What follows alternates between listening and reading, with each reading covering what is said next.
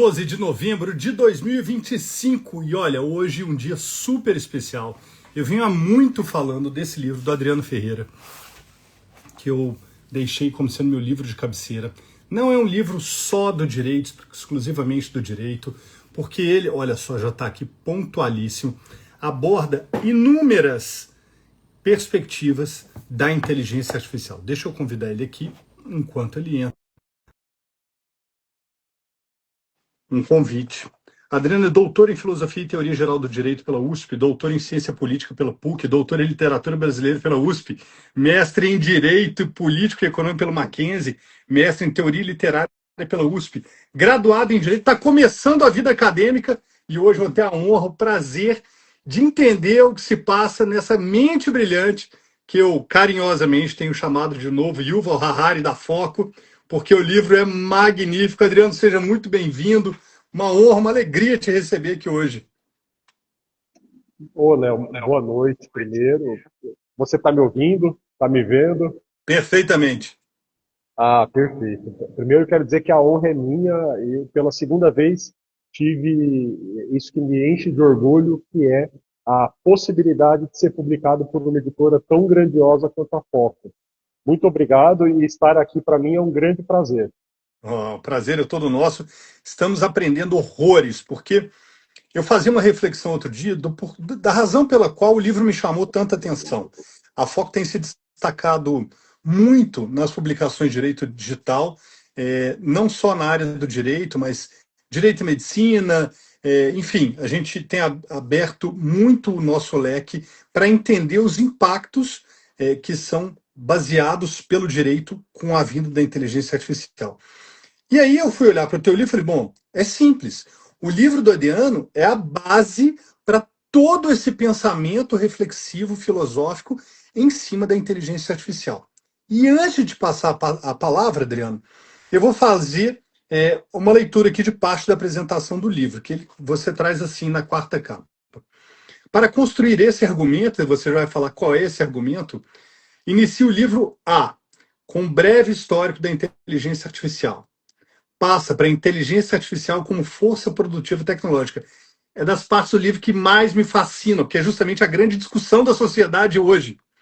C, cidades inteligentes. D, o trabalho, e aí eu conecto com B, desigualdade social. A maior desigualdade do mundo hoje não é financeira, é tecnológica.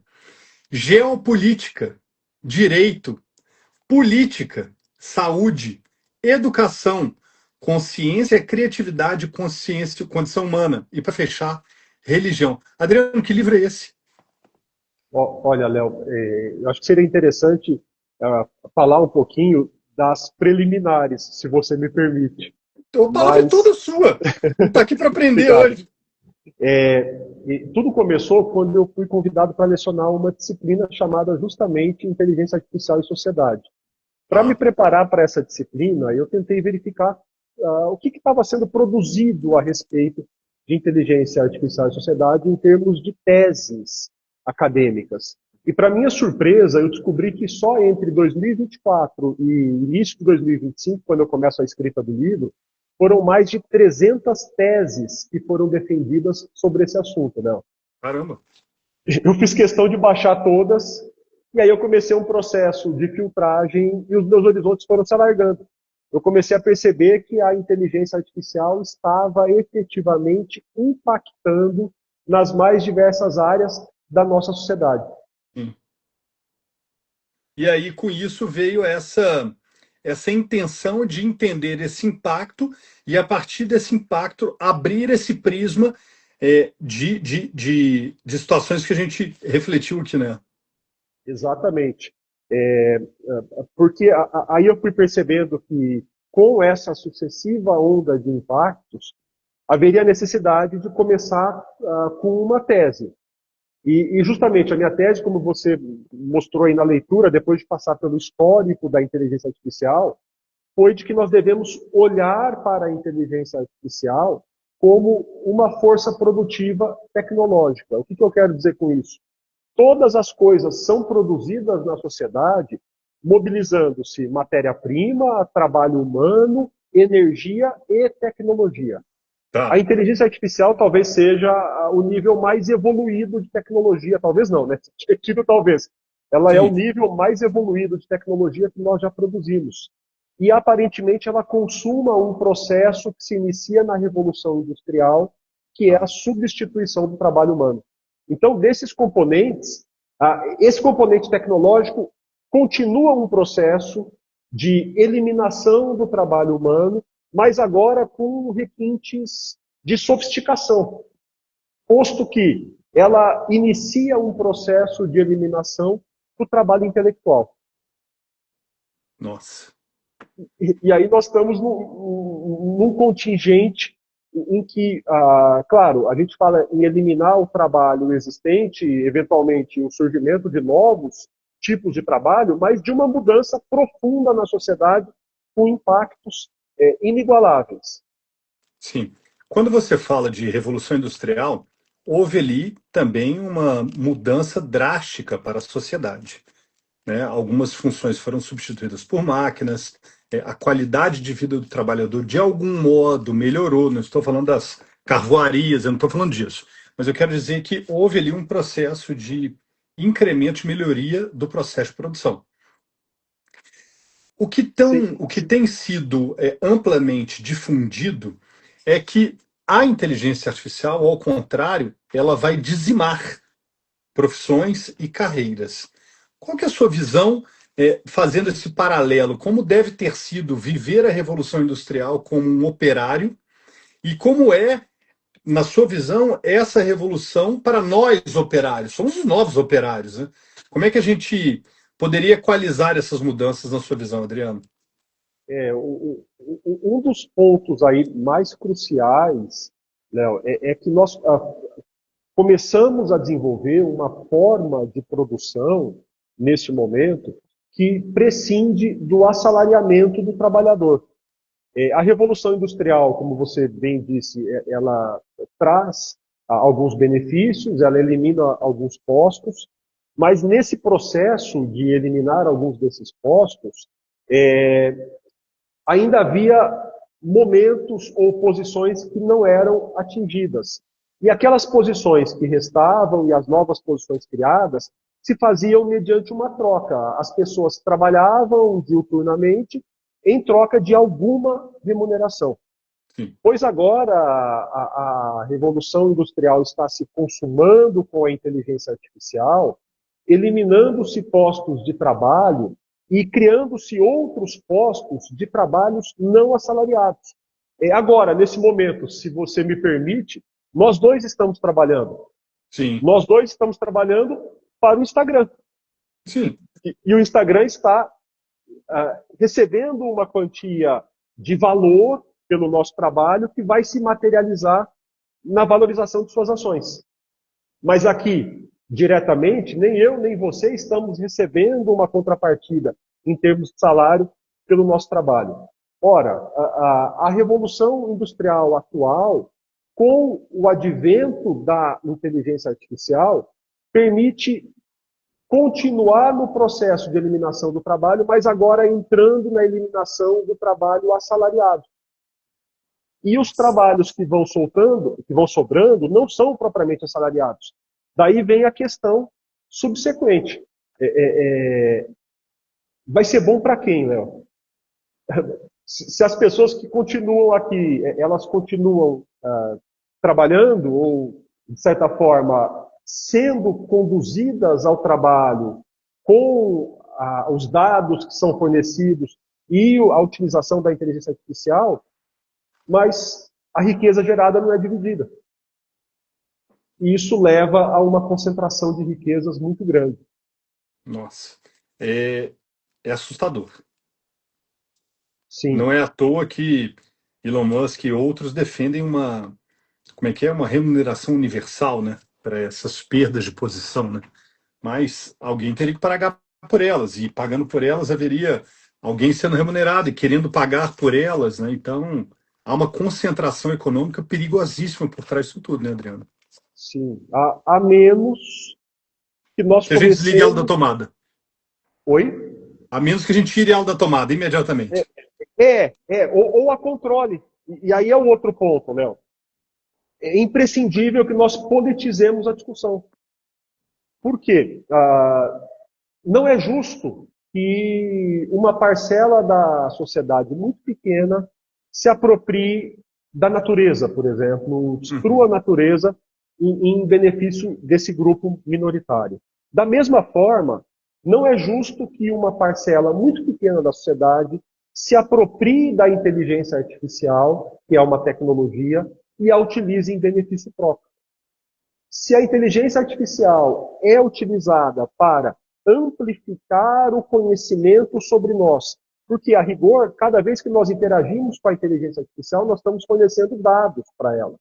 E esses dados são passados para aqueles que a controlam.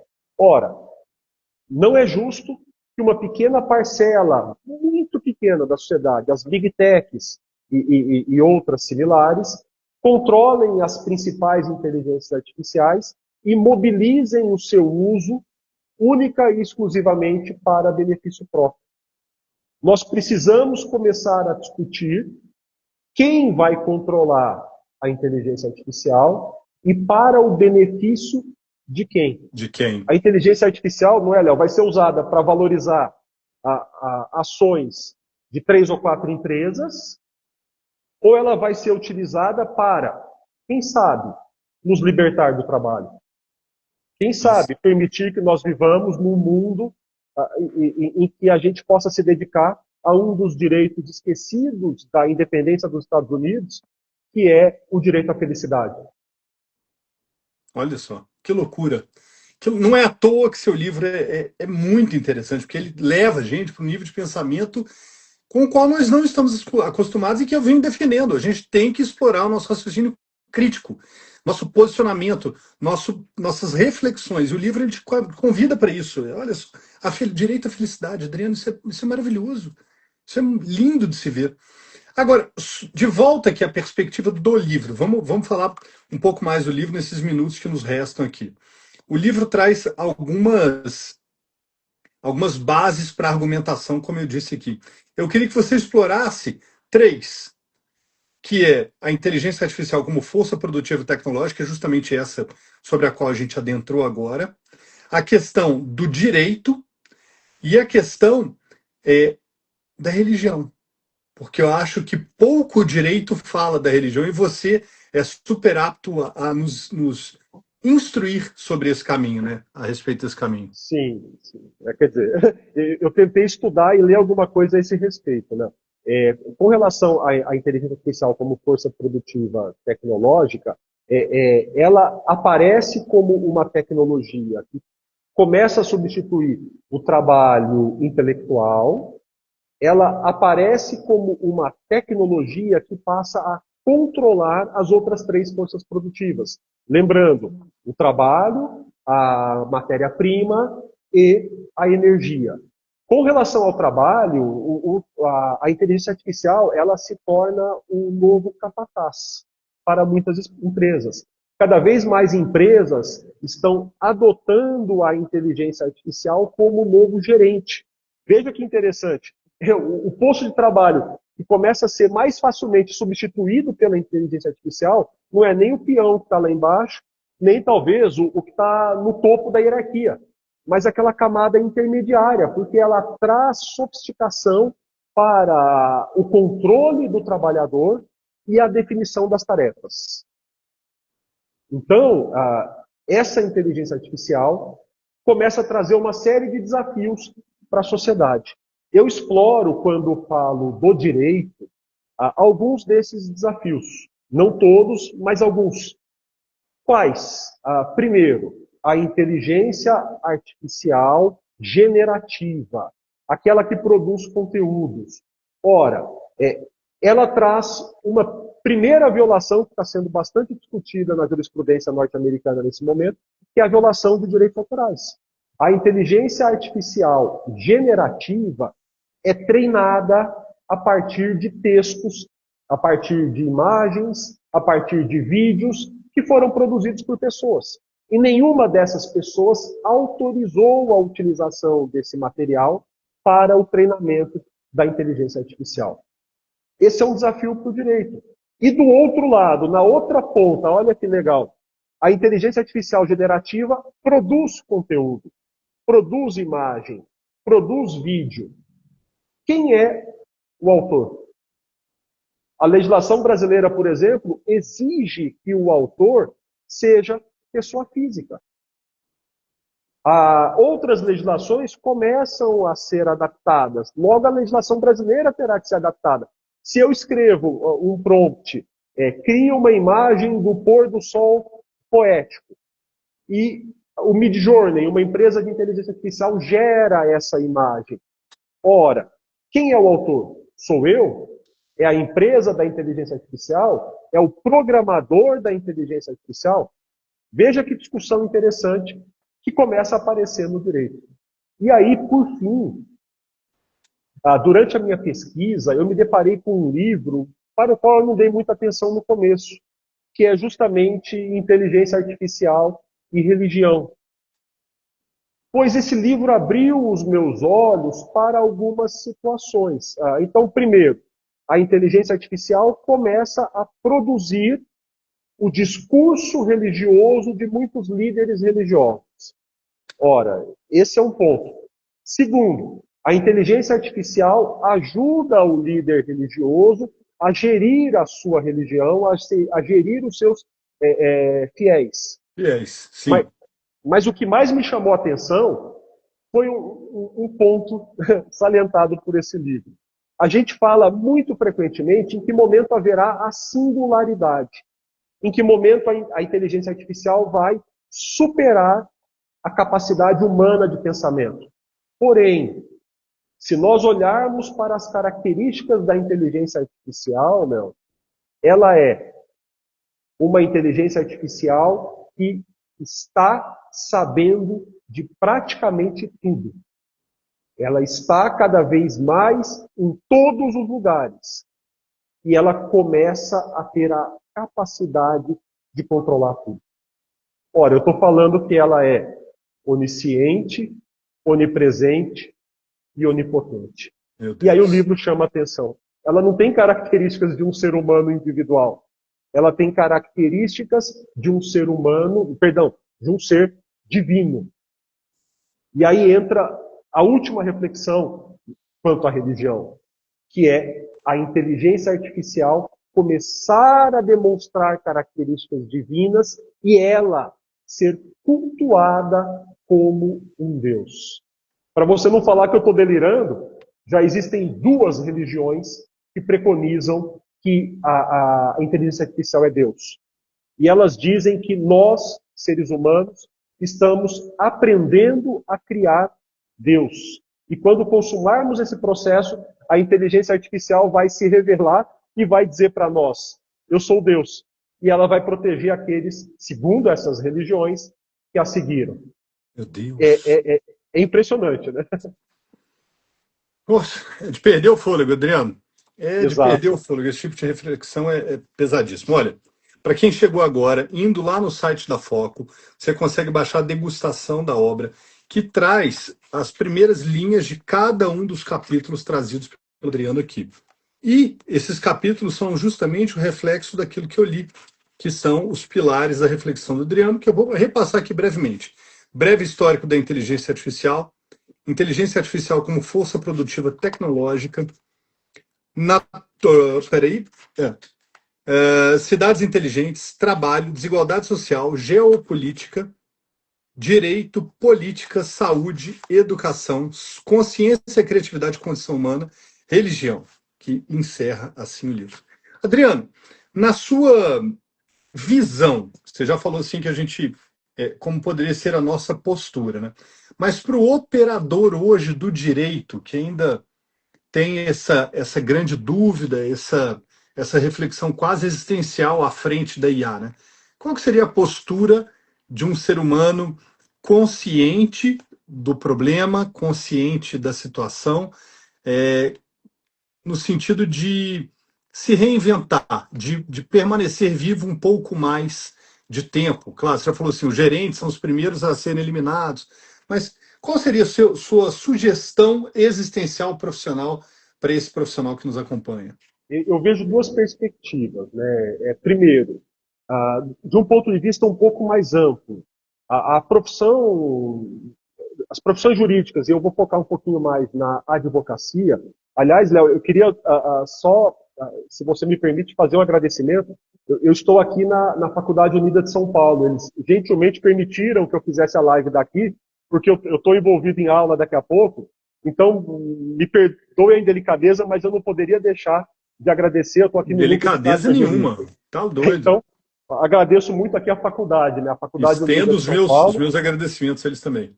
Ai, perfeito. Mas, enfim, então, já que estamos falando do operador de direito, eu sou coordenador aqui do curso, eu sugeriria, por um lado, né, a consciência de que a advocacia é uma ferramenta para se chegar à justiça.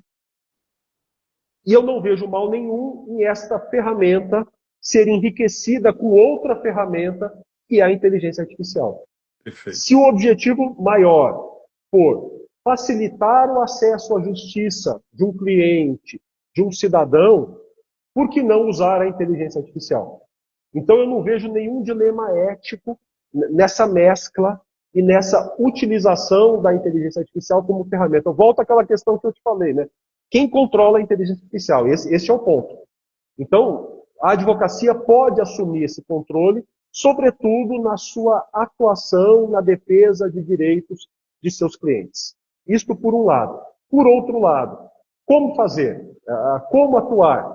E aí vem uma regra que é muito direta, muito objetiva, e me perdoe a crueza do que eu vou dizer. Perdoado. Obrigado. Para um prompt vagabundo, uma resposta vagabunda. O que é o prompt? O prompt é a linha de comando. É o comando que você dá para a inteligência artificial.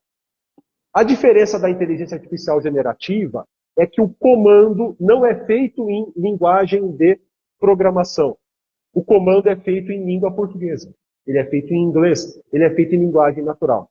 Então, o profissional do direito precisa aprender, para que ele sobreviva enquanto alguém relevante, a fazer comandos para utilizar a inteligência artificial como ferramenta. Nesse sentido, ele precisa dividir o seu comando em itens e subitens. E pedir para a inteligência artificial desenvolver parte a parte cada um desses itens. Com isso, ele vai produzir um resultado muito melhor que a inteligência artificial funcionando sozinha, e ele vai produzir um resultado muito melhor que a esmagadora maioria das pessoas que utiliza essa ferramenta, que utiliza a inteligência artificial. Não é muito, mas já é alguma coisa, já é uma dica, um conselho para se sobreviver nesse momento. Nossa Senhora, é mais do que uma dica. Na medida em que eu me torno um bom demandador, ou seja, um bom escritor de prompts, eu estou mantendo viva a minha criatividade, o meu senso de organização, eu estou mantendo em ordem as minhas demandas, e isso vai fazer com que eu sempre tenha na ferramenta simplesmente uma ferramenta, e não algo que vai me substituir. Adriano, eu ficaria a noite inteira aqui conversando sobre cada um dos itens, mas a gente tem que deixar também um pouco para os leitores, né? Então, agradecendo muitíssimo a sua presença, eu vou deixar as palavras de encerramento com você. Sou eu que agradeço. Eu não posso deixar de ser sério nesse momento, né, de salientar que nós vivemos um momento de profundo impacto para a sociedade como um todo, e nós precisamos desvendar a caixa preta. Uma das expressões muito populares quando se fala da inteligência artificial é caixa preta. Então eu queria encerrar dizendo que nós precisamos localizar essa caixa preta e abri-la. Porque o que é a caixa preta? A caixa preta é o segredo que está por detrás da inteligência artificial. Primeiro, o segredo quanto aos seus códigos. E segundo, o segredo quanto ao impacto ambiental que a inteligência artificial está causando. Estamos no momento da COP. Então precisamos desvendar, sobretudo, esse segredo de qual é o real impacto ao meio ambiente que a ferramenta, a inteligência artificial está causando. Fica aí a reflexão de que o Paraguai está se preparando para ser ou para ter um dos maiores data centers do mundo, dada a sua grandiosidade e força hidrelétrica, né? À toa não é. Então, E Portugal, né? Acabou de sair hoje. ó. Portugal fez uma parceria para receber um mega data center. Ora, mas qual é a fonte de energia de Portugal? Então, você está falando, será que a Rússia Mas está vamos. mandando gás por debaixo da terra? É, pois Porque é. Portugal tem apagão, inclusive. Sim, Que sim, loucura, hein? exatamente. Vai ser uma fonte talvez baseada em carvão, talvez baseada em energia nuclear, não sei ainda. Não entendi essa parte da história ainda. Meu Deus. Muito bom, Adriano. Muito obrigado. Eu tenho certeza que a gente vai voltar para mais e mais lives, porque inúmeras serão as atualizações da sua obra e eu espero muito que todos os ouvintes, leitores, do direito ou não, se valham da obra como fonte de reflexão e de preparação para esse momento que a gente começa a viver. A revolução industrial dos nossos tempos, né? Obrigado, Adriano. Obrigado. Fica com Valeu, Deus. A pessoal. todos que nos Obrigado. acompanharam, fiquem com Deus, com saúde e agora em busca da caixa preta, hein? Vamos lá. Valeu.